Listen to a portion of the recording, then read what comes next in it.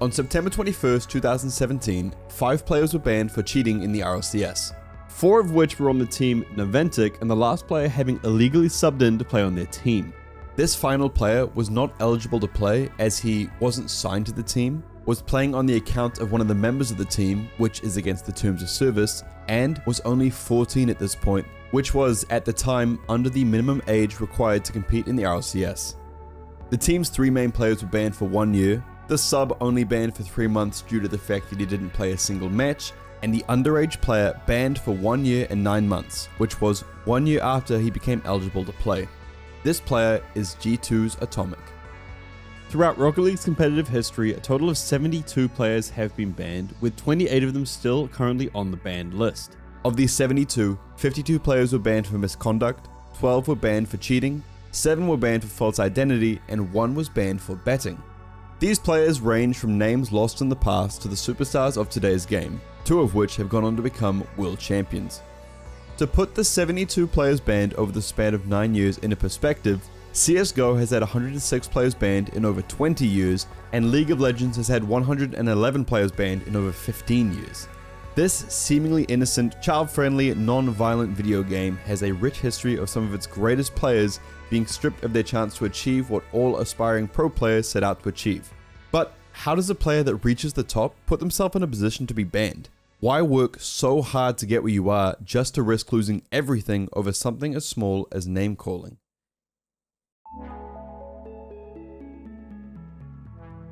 When looking into the different reasons a pro player has been banned in the RLCS, the most common case was misconduct, with 52 players having been banned. Misconduct covers abusive, offensive language and harassment.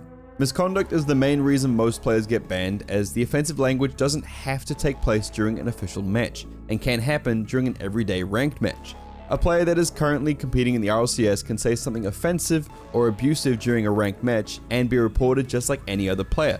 And if this report goes through the right people, that player will be banned for competing for a period of time, or permanently depending on the severity of the case. After all, everyone is held to the same standard. If your everyday player can be banned for something, the players at the highest level should be banned for the same thing.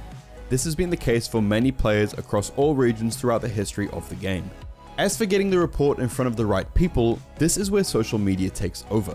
Twitter is the main reason many players have been punished in the past. When the in-game ban system doesn't do the job, a screenshot will. With these cases, you see people posting evidence of a pro player saying offensive or abusive language, then tagging the organization that these players are signed to, as well as tagging officials from Psyonix and Epic Games. This is often met with a lot of talk from the community, followed by the organization deciding to part ways with the player, and officials soon after announcing their ban. This story seems to be the most common among cases of players getting banned because of how easy it is to show someone's wrongdoings and get things in front of the right people in a short amount of time.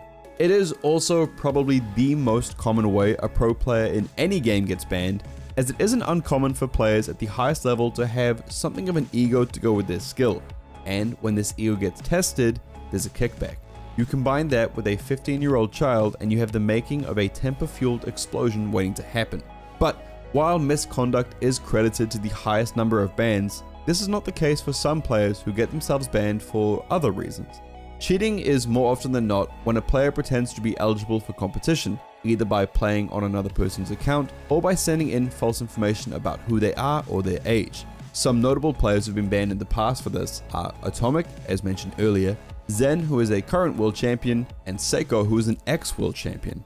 In the case where a player is found to have been cheating, the whole team is banned unless there is evidence of the other players not knowing or not being aware of the cheating. Now, something very similar to this happened during a very specific situation in Season 9 of the Oceanic RLCS.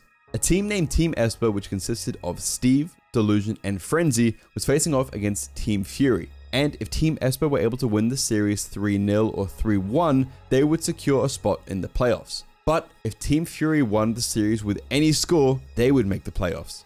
This match went all the way to 2 games each. This meant that no matter if they won, Team Esper would not secure a spot in the playoffs.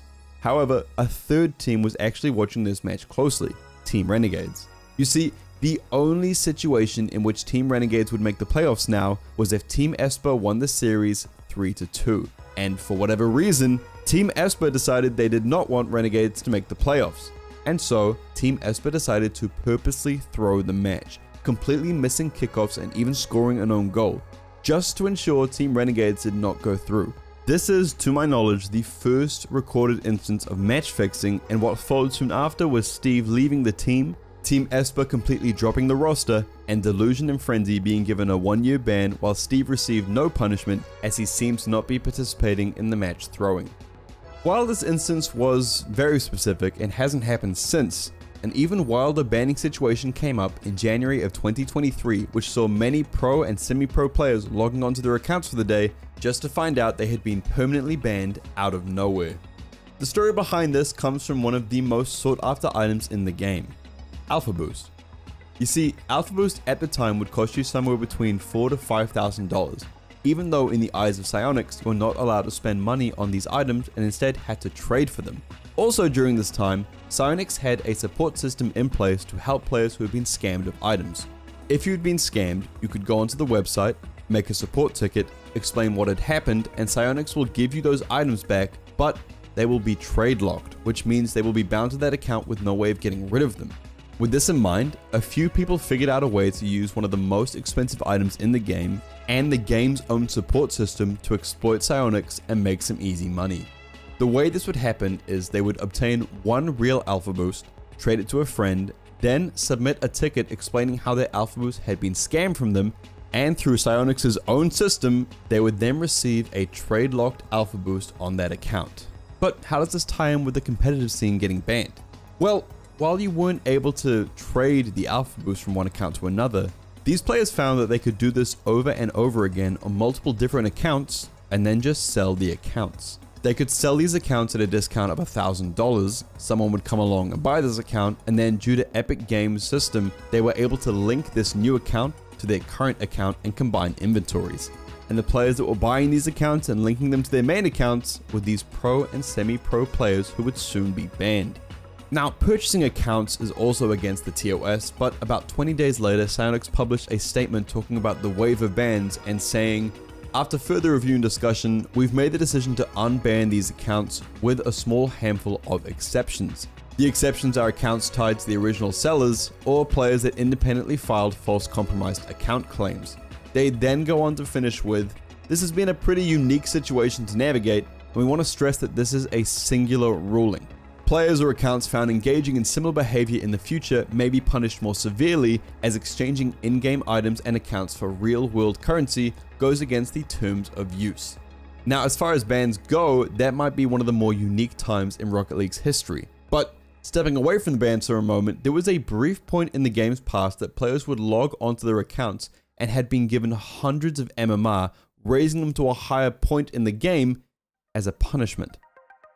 This case involves the world of freestyling. Freestylers are known as the kings of mechanics, the very pinnacle of what you can achieve in the game with enough time and training. And for a decent chunk of the game's life, freestylers were admired by many as creative and impressive players. That is, until people started talking about how these freestylers were hitting these clips on players who were brand new to the game or still very low ranked.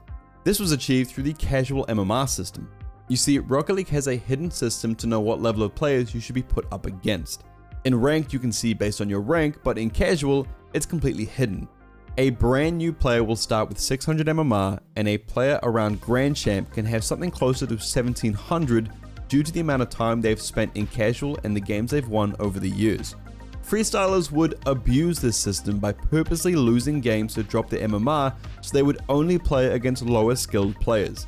This would mean they would have a much easier time setting up and scoring these incredible goals that people knew them for. But it also meant on the other side, you had players who were nowhere near that skill level having to spend the whole game watching and unable to do anything. This led to a big discussion online about the freestyling scene, with many people voicing the opinion that it was bad for the game and would turn new players away. Now, seeing as this was similar to smurfing, it could be seen as a bannable offense, but these players weren't doing it in a ranked environment and they weren't winning their games. So Psyonix decided to come with a new approach with how to handle the situation. Freestylers began logging onto their accounts, only to find out that their casual MMR, which can be seen through a plugin on PC called Bucker's Mod, had been raised from where they were sitting yesterday at 200 MMR all the way up to 1600 MMR.